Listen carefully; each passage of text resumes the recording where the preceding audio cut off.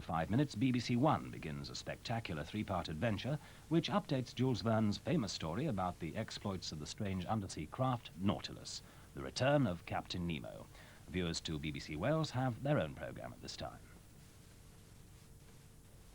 And now the mid-evening news on 2 with Peter Woods. It's just after 7:15.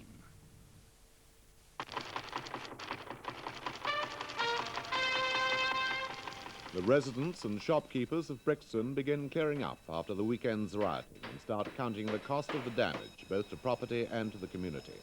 The Home Secretary has announced a public inquiry to be conducted by Lord Scarman, but it will deal only with the riots themselves, not with the wider issues of what may have caused them. 10 police officers are still in hospital. One with a fractured skull is seriously ill. London courts have been dealing with many of those arrested, but it's been quiet today in Brixton.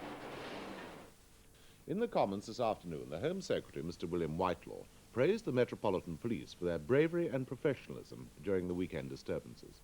He said such violence could not be condoned, and the police would continue to do their duty. Mr. Whitelaw said the events at Brixton constituted a riot and compensation would be paid. The Home Secretary told MPs that Lord Scarman would now conduct an urgent public inquiry.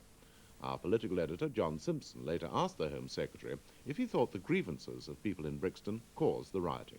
There are, of course, grievances. I'm not sure whether they're justified or not, and that must be considered. But, of course, the conditions there are very bad. The unemployment amongst young people, both black and white, is bad. We all accept that. But they are not excuses for violence and can never be excuses for violence.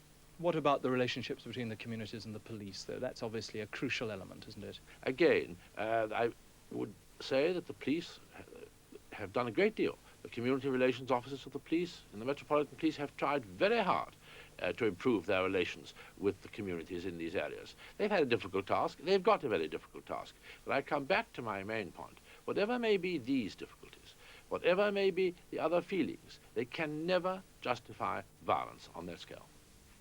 For the opposition, Mr. Roy Hattersley supported the government plan for an inquiry. However, he urged that it should be wider-ranging than the one proposed. Mr. Hattersley said the real question was how the area could be helped to avoid a repetition of the riots in the future. He added there should be a fundamental review of the relationship between the Brixton police and the Brixton public. Mr. Speaker, I have to say that a limited inquiry in these circumstances can be no more than a palliative. And in our view, the time for palliatives is past. Yeah. People arrested during the weekend's disturbances appeared in a number of courts around London today. 37 of them were in Camberwell Magistrates Court, where they faced charges of obstruction, theft, possessing offensive weapons and assaulting the police. Francis Coverdale was in court. Most of the defendants had been held in custody since their arrest, and this was the first opportunity their families had had to see them.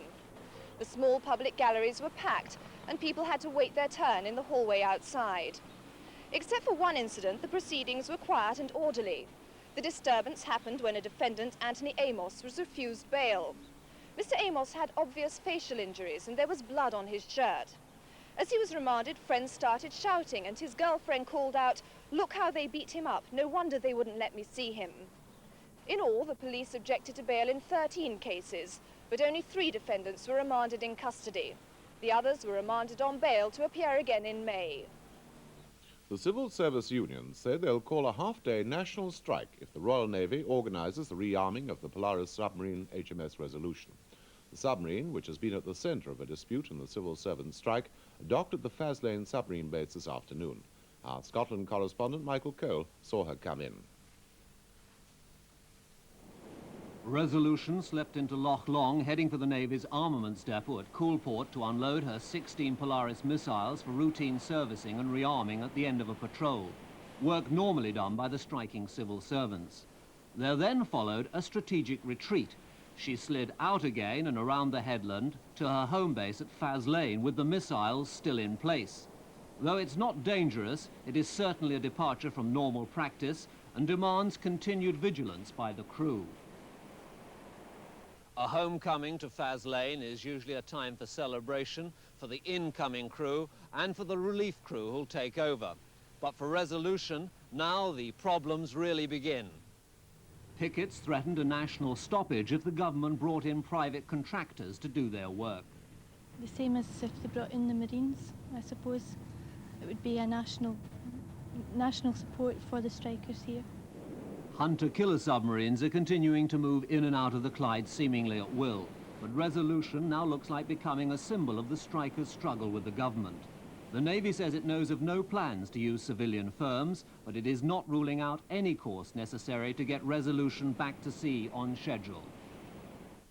British Rail has made a pay offer of 7% to the rail unions, plus a 7% increase in the London Alliance, which would add about £100 million to the pay bill. But the unions, who asked for a substantial increase, are expected to reject the offer formally when they meet the board again on Thursday. Thousands of people were stranded on London's underground system this evening after a power failure at the two main generating plants. Power was shut off completely for half an hour this afternoon, causing chaos during the tea-time rush hour. As crowds built up outside the main stations, many commuters found themselves stranded on the trains and the tunnels. How long have you been sitting there? 1 hour. It's been on for an hour now. How long? An hour. 1 hour. Are there any passengers on the train? Yes. You're not going to leave them along the track? I'm not allowed to. We're waiting for instructions for that.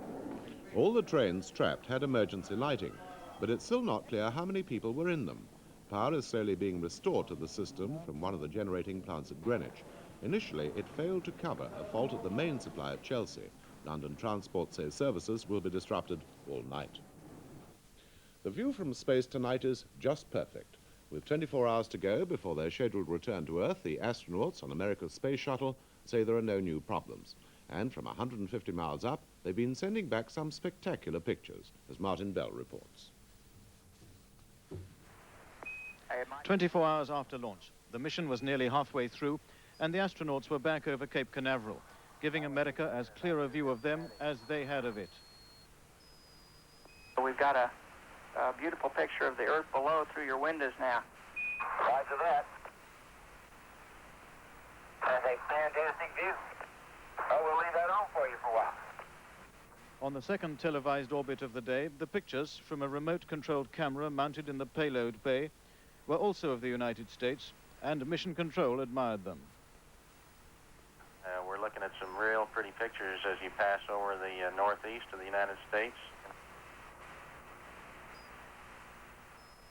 Yeah, beautiful shot of Cape Cod up there. And now for the main points of the news again, with subtitles for the hard of hearing. The Home Secretary, Mr. William Whitelaw, has told the Commons that Lord Scarman will conduct a public inquiry into the weekend's riots in Brixton. The Shadow Home Secretary, Mr. Roy Hattersley, wants the inquiry to examine not just the events, but the conditions behind the violence. There were no reports of any incidents today, and with the clean-up operation underway, the area's returning to normal. Civil servants say they'll call a half-day national strike if the Royal Navy itself organises the rearming of HMS Resolution. The submarine is at the centre of the dispute with the government over pay. Today the submarine docked at its home port of Faz Lane.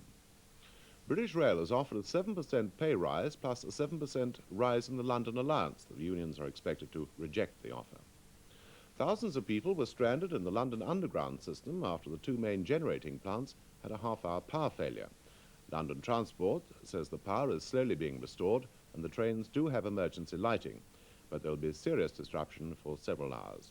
Well, that's all from me. Newsnight is here at 10:45 and will report from Brixton in the aftermath of the weekend rioting. Tonight's Panorama on BBC1 at 8:10 reports on the Brixton riots. The programme includes an interview with Home Secretary William Whitelaw and attempts to find out what started the incidents and how they can be prevented in the future. Panorama on BBC1 at 8:10. And now the weather. Parts of Scotland and northern England will have a frost tonight. Tomorrow, Northern Ireland, Wales and much of England will be mainly cloudy with outbreaks of rain. The rain could be heavy and thundery at times in parts of southern England and South Wales. Northeast England and Scotland will have a dry day with long sunny periods. And the temperatures will be similar to today, ranging from 15 degrees centigrade, 59 Fahrenheit in southern England, to 10 degrees centigrade, 50 degrees Fahrenheit in northern Scotland.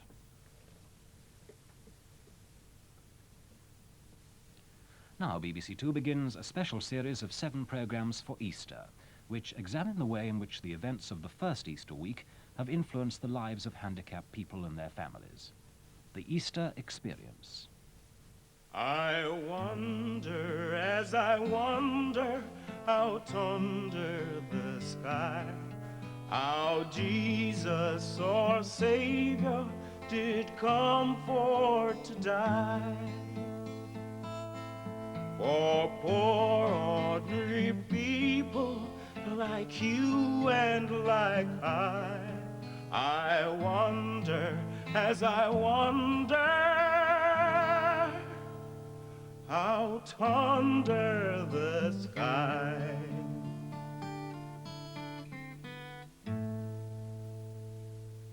We decided that because he was very ill, we would have a house mass, and we have a discussion group from our local. Ruth is normal, and we hope that our next child will be as well.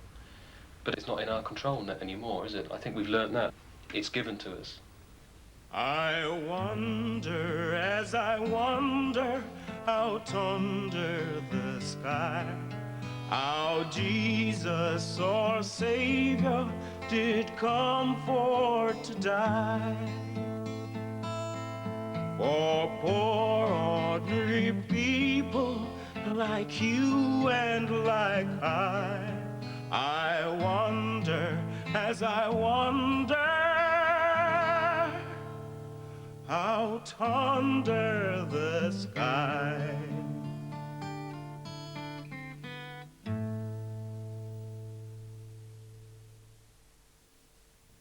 The second program in this series for Holy Week centres on the agonizing decision facing parents when their unborn child is known to be damaged, whether to terminate the pregnancy or face the difficulties of looking after a badly handicapped child. The Easter Experience, tomorrow at the same time, 7:25. BBC2, Roots of England. Tonight's programme, the last in the present series, takes us to one of the smaller colleges at Cambridge, Sydney, Sussex.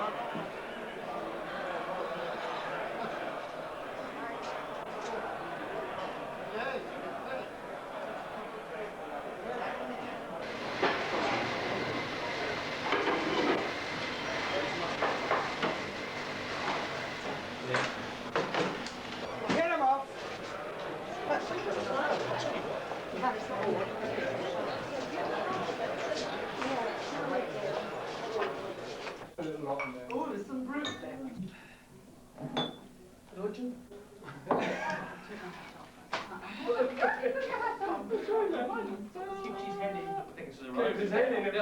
They'll think it's a rabbit to turn on you at the 80. Any of it ain't got nothing on you. Are you giving me that? I doubt it.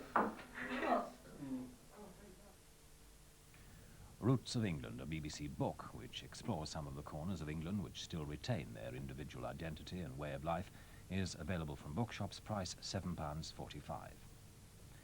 Gardening is the favourite pastime of the English, and on Good Friday at lunchtime on BBC1, there's a chance to see a programme which celebrates the British enthusiasm and inventiveness for cultivating their own small plots of land. The front garden, described by critics as sheer delight when it was first shown, can be seen again on BBC1 on Friday lunchtime at 1:15.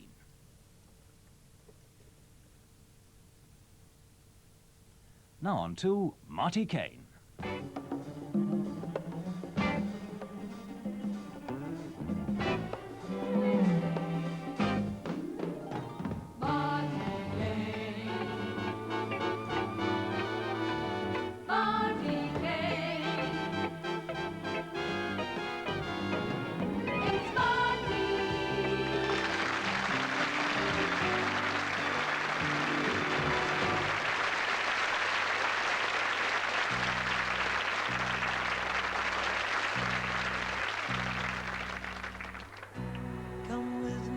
Well, we'll give you a check on it. Let's run through the situation of the championship right at this very moment to see exactly what's happening, because the quarter-finalists now will be all complete. In the top half, Cliff Thorburn is through, the #1 seed, and we know then, of course, that he plays David Taylor. And then we've got Terry Griffiths playing Steve Davis. Those matches, in fact, are at 4-all, and they continue. Then we know that Doug Mountjoy plays Dennis Taylor, and I've got a list of this about here. Starts tomorrow afternoon, Dennis, all right? Starts tomorrow afternoon. And then we're left, Bill Werbeneck has beaten Perry Manns 13-5. Tonight, Ray Reardon is playing John Spencer. We'll have that for you at 11:30. Till then, goodbye.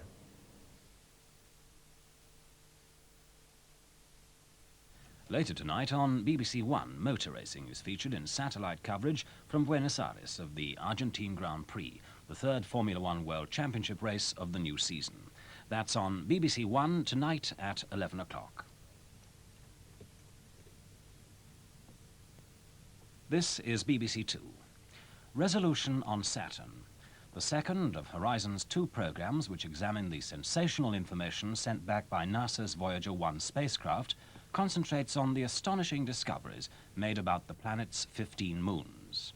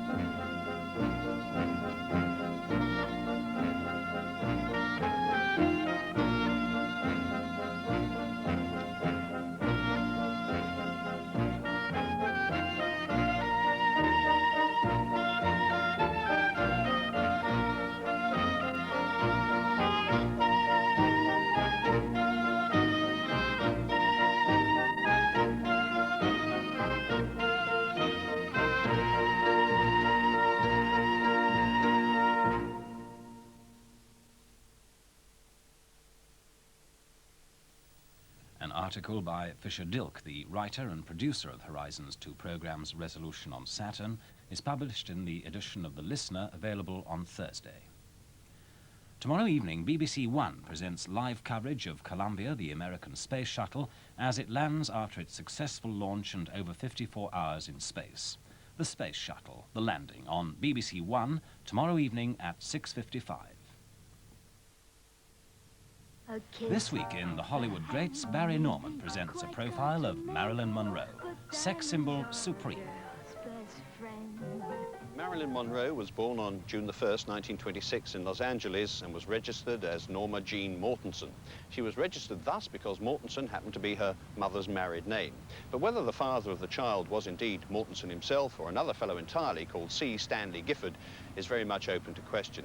36 years later, she was to die in circumstances just as mysterious and just as confusing. But in the brief period in between, she had been loved and lusted after, mocked and derided, abused and adored, and had somehow managed to establish herself not just as a sex object, but as the most marvellous symbol of sheer femininity in the history of the cinema. Marilyn Monroe is the subject of the Hollywood Greats, tomorrow at 7:40, here on BBC2. I wanna be kissed by you alone.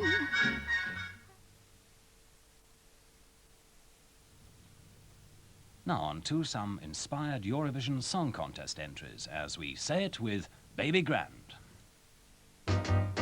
Say it with Baby Grand. Sing something spectacular using the right vernacular. Say it with Baby Grand. Say it with Baby Grand. Set to music or verbally, don't hide away from hyperbole. Say it with Baby Grand. We let the ivories tickle us. Let's revel in the ridiculous. Say it, say it, say it, say it, say it, Baby Grand. Songs from France and songs from Spain. Oh, Cyril!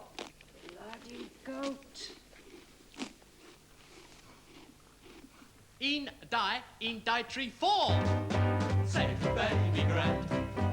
Sing something spectacular using the right vernacular. Say it with Baby Grand. Yeah, Chris. We would like to be topical at this point in the show, but this programme was recorded about 10 days ago. And there aren't many subjects on which we can speculate. It's only unemployment that is never out of date. True. Say it with Baby Grand. Set to music or verbally, don't hide away from hyperbole. Say it with Baby Grand. Go on, Marlon. For those who are observant, we hope you didn't shudder when you saw a goat called Cyril with a large and dangling udder. So please don't go and ring the BBC up in a hurry. Cyril is the only one who really ought to worry. Pull the other one. Say it with Baby Grand. Set to music or verbally, don't hide away from hyperbole. Say it with Baby Grand. Go on, Judy Gill. Go on. We let the ivories tickle us. Let's revel in the ridiculous. Say it, say it, say it, say it, say it. Bucks Fizz. Oh, better late than never. Who are they? Bucks what? In 45 minutes, a further visit to Sheffield for highlights of this evening's matches in the Embassy World Professional Snooker Championship. Now on to Newsnight.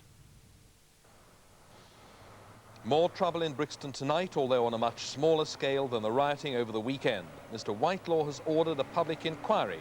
Mrs. Thatcher says the events were criminal.